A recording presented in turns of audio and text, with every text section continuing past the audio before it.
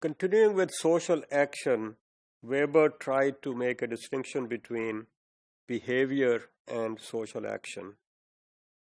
Although the central concept in Weber's sociology is social action. So, differentiated between action and purely reactive behavior.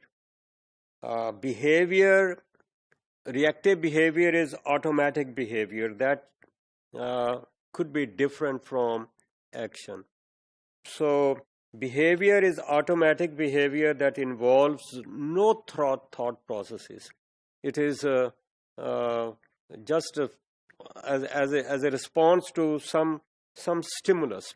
So there is a stimulus, and without thinking, there is a response to that stimulus. So there is no intervening kind of thought processes, the rationale for those action, the reasons, thought out reasons, and then thought out consequences of that reaction. So that is how he tries to make a distinction between social action and a behavior. So action is the one that involves the intervention of thought processes, which might be considered as motivations or the motives of the individual between the occurrence of a stimulus and the ultimate response. So this is social action is a meaningful action based on rationality, based on reasons, based on some motives. It's not a spontaneous kind of response to a particular stimulus. So action occurs when individuals attach subjective meanings to their actions.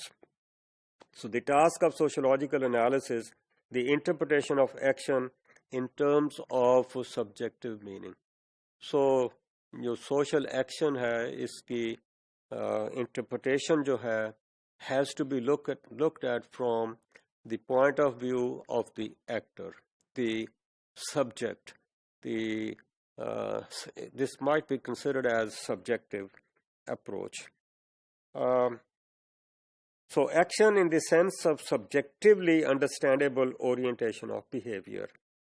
So the behavior of one or more individual human beings can be considered as, let's say, some kind of pattern of behavior prevalent in a particular group or in a society.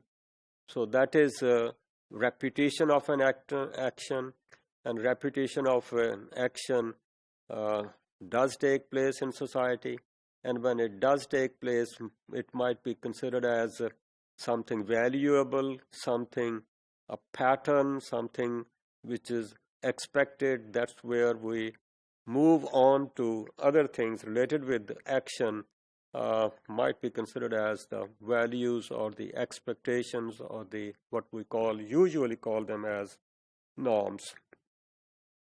So that's where we look at the social action, and he tried to, let's say, split the social actions into 4 types. So 4 ideal types of action. Ideal is something which is value-loaded kind of thing, which might be desirable, but the actual action might be away from that ideal. So 4 types he tried to make a distinction.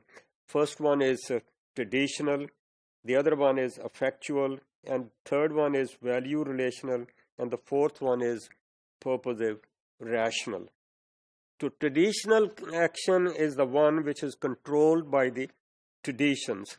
So it might be habitual kind of action, deeply rooted in the habits of the individual. This is what people have been doing, and we follow those traditions without even looking into what were the basis of that action, what could be the reasons for that. We just follow them.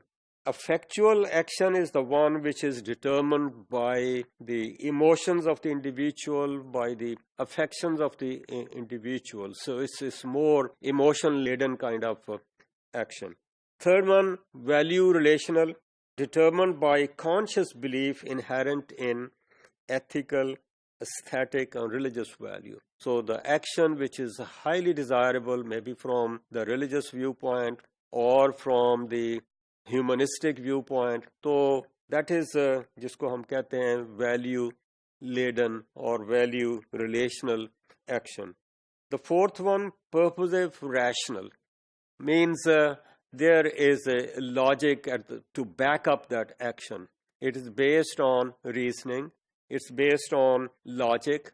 The reason and the consequences have been, let's say, tied together. So maybe an action to reach a certain goal, to achieve certain goal, might be considered as some means and ends kind of situation. So these are the means. If we use these means, we are likely to reach those goals or achieve those goals.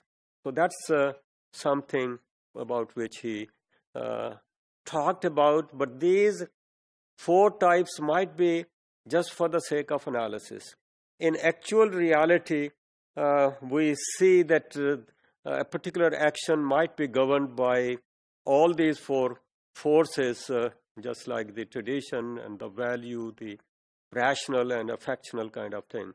So actual action might be an outcome of a number of forces, whether it's the tradition or the affectional or the value-laden kind of approach or the based on rationality.